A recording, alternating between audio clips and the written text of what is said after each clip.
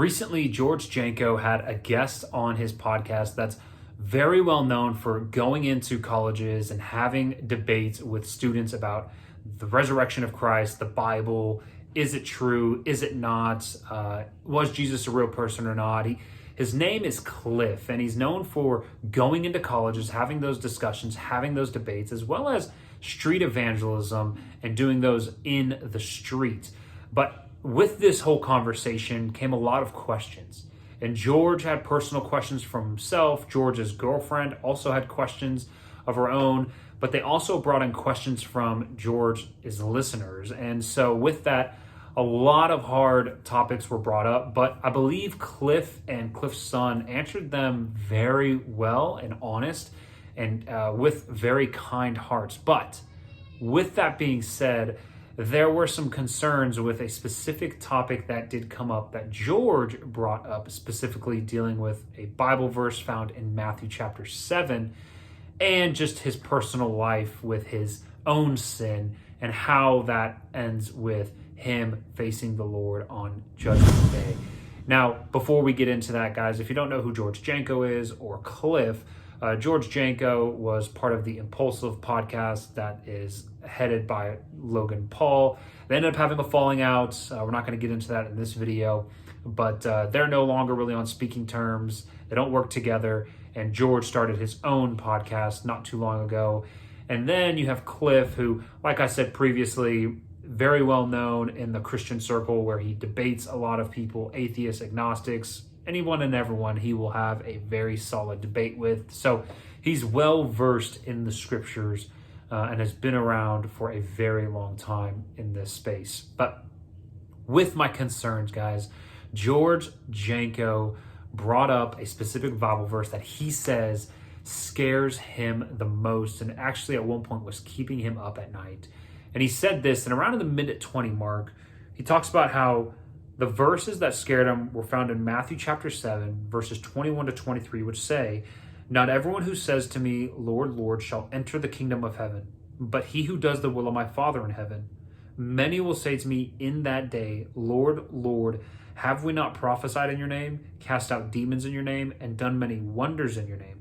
And then I will declare to them, 'I never knew you. Depart from me, you who practice lawlessness.'" Now, George, his take on this Bible verse was a little off in the sense of he views this verse as, oh, this is just people who are doing good works, not for God's glory, but for their own. Which, yes, we see that in how the Pharisees act and how we see Christians, supposed Christians act even in today's day, how they're very similar to the religious Pharisees back in the time when Jesus was walking on this earth.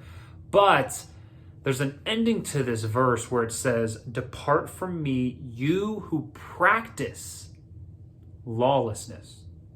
So George is missing a key element in this whole couple verses, and it's those who practice lawlessness. And George ended up bringing up something that he does often with his girlfriend, even though they're not married, and that is how they have physical sexual relations, even though they're not married. And he was very vulnerable in that state, opened up about it, talked about how they do that, and as well as how he's just like, I sin every single day, but you know, I realized I'm saved by grace through faith, and it's none of my good works are what saves me. But the issue that George has with this viewpoint is he's doing what Romans chapter 6 verses 1 and 2 say we shouldn't do.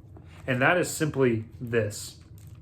It says, "What shall we say then? Shall we continue in sin that grace may abound?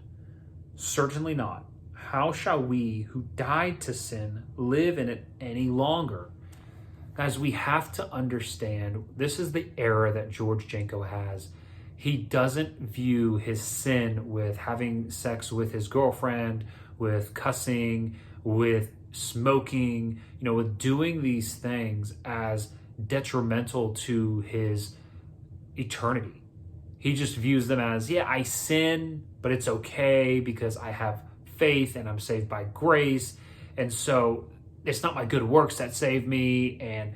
blah, blah, blah. But the issue with that is that contradicts what a true Christian is to live like, because although God is the one who judges the heart and God is the one who determines the fate of each person, we can look and see the scriptures do say we are able to look at the fruit of somebody and make a judgment off of whether or not that person is a born again believer or not because of the fruit that they produce.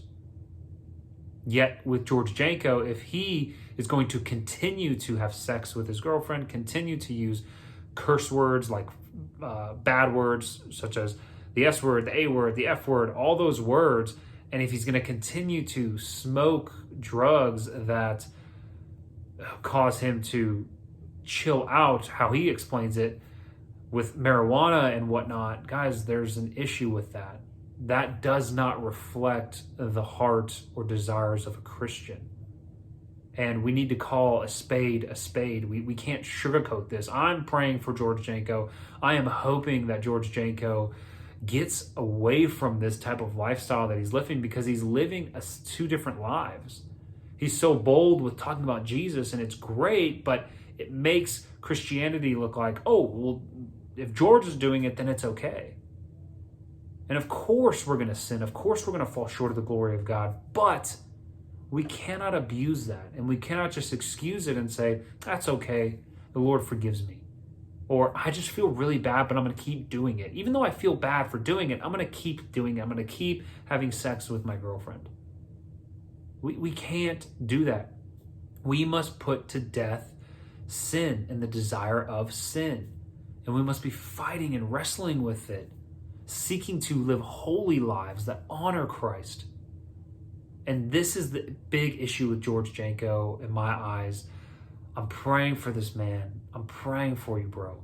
But you have to understand the scriptures make it clear.